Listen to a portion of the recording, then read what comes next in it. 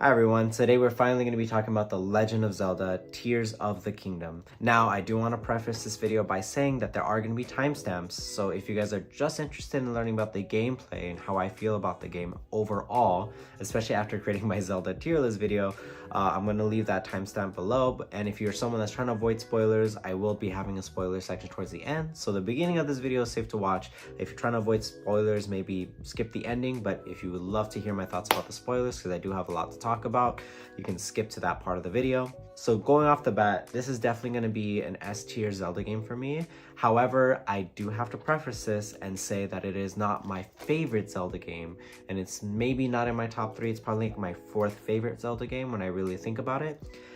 But that's still really high praise because I've been known to mention and say this over and over. I've never played a bad mainline Zelda game. I feel like all the mainline Zelda games have been absolutely fantastic. In fact, I love this one leaps and bounds better than Breath of the Wild. Now let me go into why, right? Like in terms of gameplay, I'm gonna say it again, just like I said in Breath of the Wild. Breath of the Wild to me was a 10 out of 10 game in terms of gameplay, and this game exceeded that in a lot of ways. The new abilities you have in this game, which is the Ascend, the Ultra Hand, the Auto Build, and the Reverse ability, those are all fantastic abilities that I found to be a lot more fun to use than the abilities that you had in Breath of the Wild, which was Cryosis, it was Magnesis, and a few others that I can't exactly remember at this moment. I just felt like the abilities in this one helped me navigate the world a lot better, and I enjoyed using them a lot more in this game. I really liked the building mechanics that you can use in this game with the Zonai and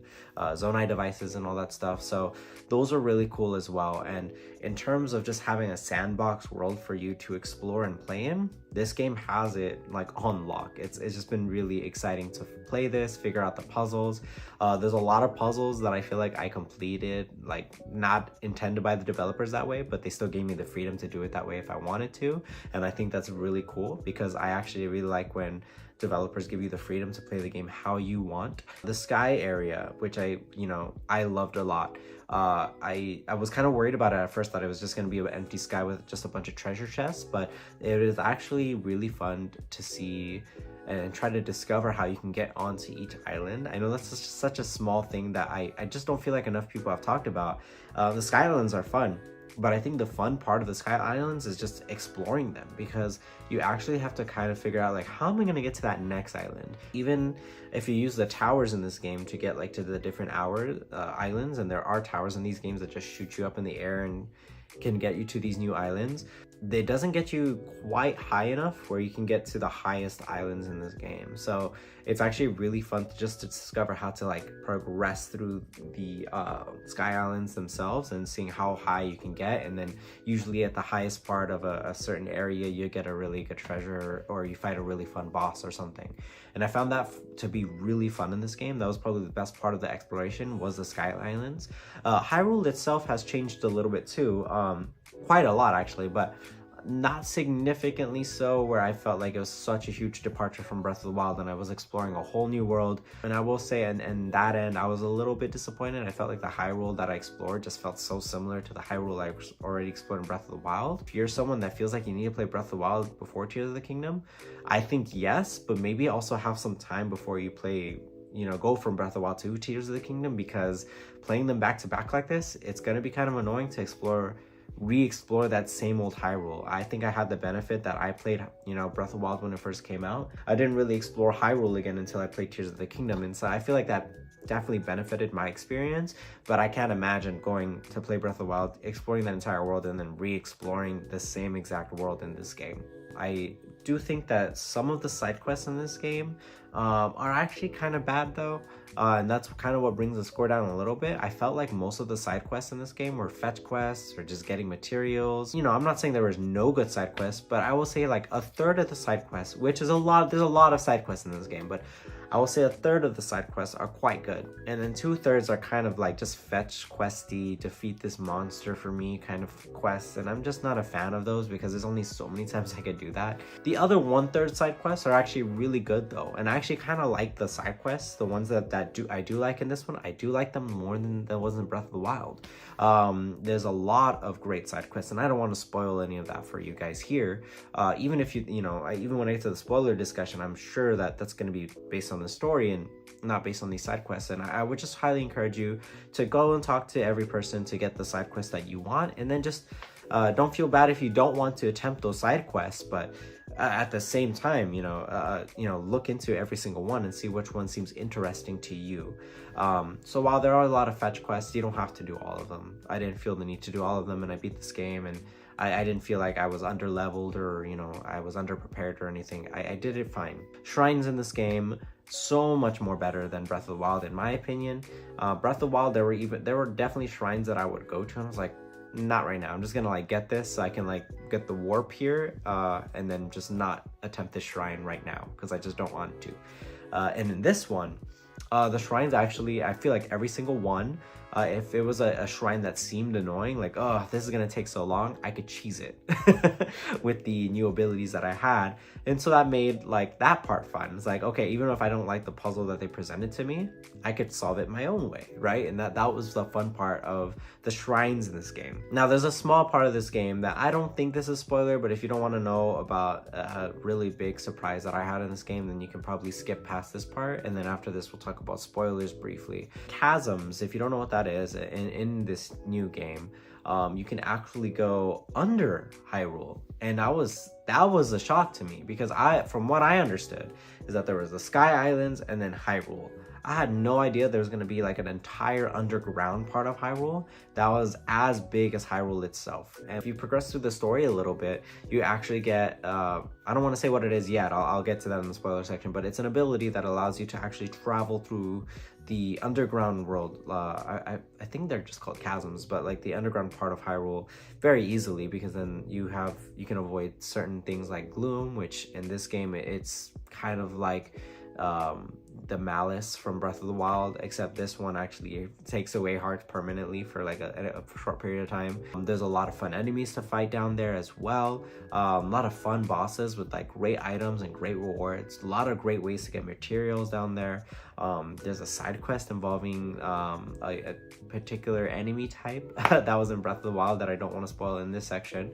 There's actually even a secret ability that I don't feel like this should be a spoiler. It's like you can go through a lot of the game not knowing that this is there, and I think that's a little bit unfortunate because I feel like it would add so much to the game if people knew that this was there. So there's this auto build ability that you do have to get at the chasms, and if I were you, I would get that first right away. Starting that storyline as early as possible is going to be really beneficial for your experience in the game. So if you can start that storyline as soon as possible, I definitely recommend it. But yeah, this is something that I was going through when I was playing, I was like, wow, I found this super late. So the chasms were really fun. I actually really enjoyed them. A lot of people actually surprisingly don't think it's that interesting, but towards the end of the game, I actually really started to enjoy exploring the chasms a lot more, and that actually became one of my favorite parts, other than exploring the Sky Islands. Unfortunately, Hyrule itself is the same, but I have the sky and the chasms to explore, so I thought that was really fun too. Now let's go into a little bit of spoilers right now in terms of Tears of the Kingdom. Integrating story and gameplay is very important to me in a game. In Breath of the Wild, that felt so separate from each other, right? You can actually beat the game without really doing anything story related. Something about the story and the gameplay just felt very disconnected to me. It did not feel very important to go through the story. And then even though the story that was there was okay, the ending was so unsatisfying to me that I was kind of disappointed by it all.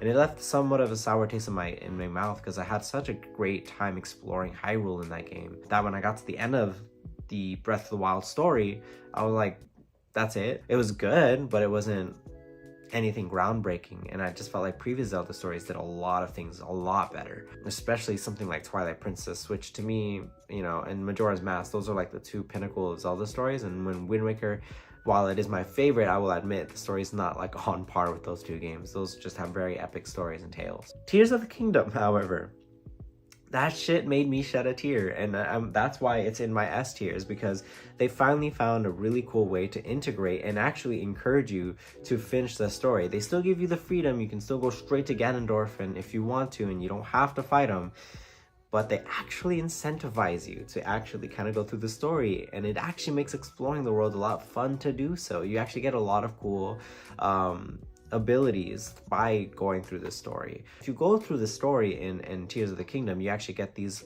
sage abilities. You get to go through the game and you get to talk to characters that were in Breath of the Wild. Now they're grown up a little bit and they've matured a lot. My favorite one was Tulin, my little bird boy. All the temples were great. I will say the one disappointing one was the Goron one. It wasn't bad, but it's just probably like my least favorite one. However, I have to admit that I don't know if I like the sages more than the champions from the previous game. I actually find them to be quite even. I don't want to say the champions are cooler or that the sages are cooler. I actually really like the champions. It's kind of hard for me to like move on from them, I guess, if that makes sense. And I kind of wish there was more mention of them in this game. I know Mipha has a little bit of a mention in Zora's Domain, but I don't know. Other than that, I don't really see the other ones mentioned as much, and I found that to be a little weird and disappointing. I don't know if I was the only one that felt that way, because actually that was one of the things I liked about the story in Breath of the Wild. And I know Age of Calamity, the Hyrule Warrior spin-off, actually explored that a little bit more, and you know, also the Champions Ballad DLC and all that stuff. They actually really took time to like flesh out those characters, and I was just quite disappointed that they weren't even mentioned that much in this one. Now, the main story really takes focus when you go and look for something called the Dragon Tears. It's a side quest that is given to you by Impa. And essentially in that side quest, you have to, there's these markings across Hyrule, and you have to go to them and look for like a teardrop. And in that teardrop, you get a Zelda memory from the past. In the very beginning of this game, Zelda is sent to the past, and she is actually exploring the founding of Hyrule. And I found that to be quite interesting, because that, you know, it makes me feel like for sure they did not want this to be too attached to the Zelda timeline, because they definitely retconned a lot of things from Skyward Sword, I guess. So in this game in particular, like Zelda's sent to the past, and she's there during the founding of Hyrule, and I kind of really like that, because then I get to actually see how, you know, maybe Hyrule was formed and all this stuff. And initially, I'm not gonna lie to you, when I went to these past events and I saw Ganondorf there, I was very confused because I thought maybe this was gonna be the same Ganondorf that was in Ocarina of Time. Because up to this point, in all the other Zelda games, right, when we look at Ganondorf in Wind Waker, he's actually the same one from Ocarina of Time. And if we look at the one from Twilight Princess, he's also the same one from Ocarina of Time. I love the Wind Waker Ganondorf a lot. I feel like he's probably like the best, story-wise, the best Ganondorf we have. But in terms of the coolest Ganondorf, this is the one. Like, this is definitely the coolest Ganondorf that we've had in the series. And it's not just because, you know, like, he's actually a good fight at the end of the game, but he's actually very, like, menacing. I don't know, like, just something about him, whether he's in his normal form or his Demon King form, he was actually very intimidating, and I really liked that about him. Ganondorf in this game was such an upgrade from the previous game that I actually was just very happy with this new direction that they took. It didn't even matter to me that he was not the same original one from Ocarina of Time. I was just really happy with how they presented him in this. I actually was very choked up when there's this one particular tier, I think it's tier number 12, where Zelda actually sacrifices herself through this ritual that will turn her into an eternal dragon. So she basically loses all sense of self, and she turns into this dragon that just lives on forever in the sky. And if you don't go through these memories, then you kind of just see this dragon in the game. You're like, oh, look, they added another dragon in this game. Cool, I can get some scales. When you go through the tier side quest, you realize that that dragon is Zelda, and that she has been traveling across Hyrule for maybe centuries, or a century, I guess at this point, centuries, I'm assuming. But it got me very choked up, especially the voice acting for Zelda got so much better in this game than the previous game. I think this is my favorite Zelda. Like, honestly, I love Tetra. She was my favorite Zelda up to this point, but this is it now. Like, this, and it's so weird to say that, because the Breath of the Wild Zelda was not my favorite Zelda. I was actually very happy to see Zelda in this game and seeing how she progressed and seeing how much better she got. I don't know, something about her in this game just really appealed to me. You know, I think this is the first Zelda game where I've truly cried.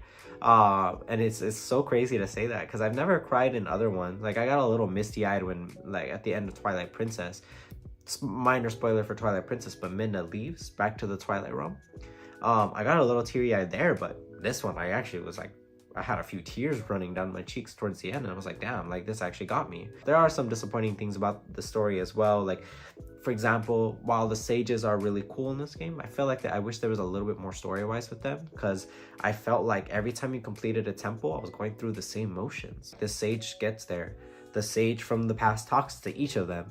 You beat the temple, and then the sage is like, again, I had to hear this 4 different times where it's like, let me tell you about the war from long ago or whatever, and I'm like, I heard this, like I can tell you the story at this point, right? I thought maybe when I got to the Gerudo town that they would actually acknowledge that, hey, like this Ganondorf and this calamity came from our town. Maybe they're like a little bit like, oh man, like we don't feel good about that being part of our history as Gerudo, so let's try to make it better. There's nothing like that. That would have been really good to explore in this game, but they just didn't. I feel like the Ganondorf boss is quite easy, to be perfectly honest with you. I didn't die once, and I mentioned in the beginning of this video how I went back to beat the game again just to see how I feel about the ending, and I beat Ganondorf the second time a lot easier. And I'm not someone that grinds a lot, guys. I didn't even have like the second row of hearts. I don't remember how many hearts I had. I had like 10 or 12.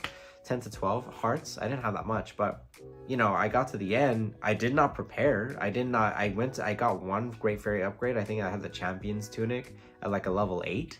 I didn't have the best weapons. I really relied on that Master Sword towards the end of the game. I don't know, just something about that final Ganondorf fight. It was cool because it was one of the hardest Ganondorf fights we've had.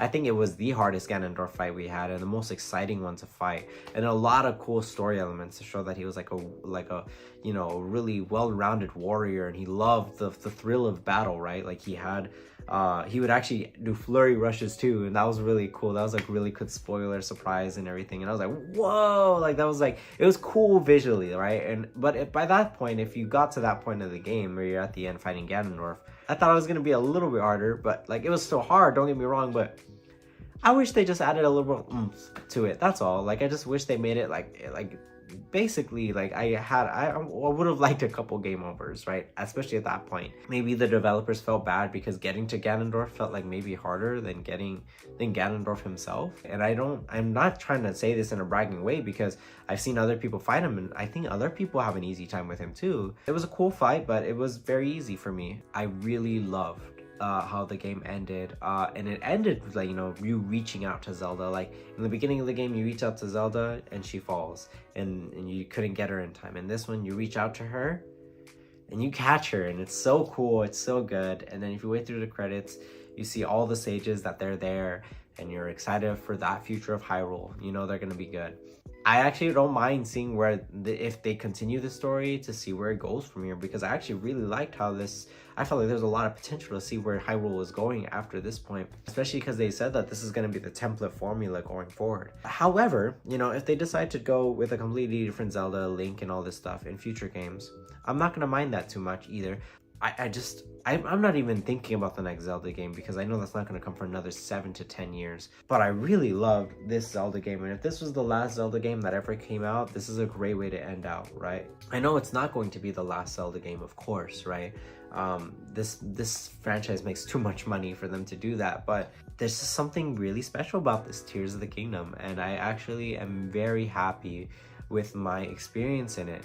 With the spoiler discussion being done, I can actually definitively say that I think this is my third favorite Zelda game. For me, it's still gonna be Majora and Wind Waker as my #1. Maybe this is tied with Twilight Princess. It's really hard for me to say that because I really love the story in Twilight Princess. The gameplay wise though, I do enjoy this one more. So I feel like even though Twilight Princess had a better story and better lore and world building and stuff like that, this one was funner to play. It's an amazing game, and I definitely enjoyed every moment I had with it. Did I feel like I needed to do everything? No. You know, I barely got any Korok seeds, I'm not gonna even lie to you. Again, when I say like I didn't do a lot of the other side quests in this game, like the annoying ones, like the Korok seeds, or you know, getting these musicians to help your upgrades with the fairies. I didn't do those. I just felt like those were too tedious for me, and I didn't want to spend my time doing that. I'm gonna give this an S tier. It's my third favorite Zelda game. It's gonna be in maybe my top 15-20 games of all time, and I loved my experience with Tears of the Kingdom. I think you guys are gonna have a great time too. I personally don't think it's the best game of all time, but I can see why someone would think that, right? Because it does have that high quality up there. So if someone told me this was their favorite game ever made, I would be okay with that. Thank you guys for listening to the spoiler discussion. I know it was a little bit long, and I'm sorry for making you guys wait for a little while. I really wanted to just, you know, really engulf myself in this. So I had such a great time with this game. One of my favorite games of all time. Not in my top 5, but definitely in my top 10. I'm glad you guys are also enjoying this game, and if you're not enjoying it, please tell me why in the comments below. I do respond to these comments, so please, let's have a discussion, right? Love to hear from you soon. Take care.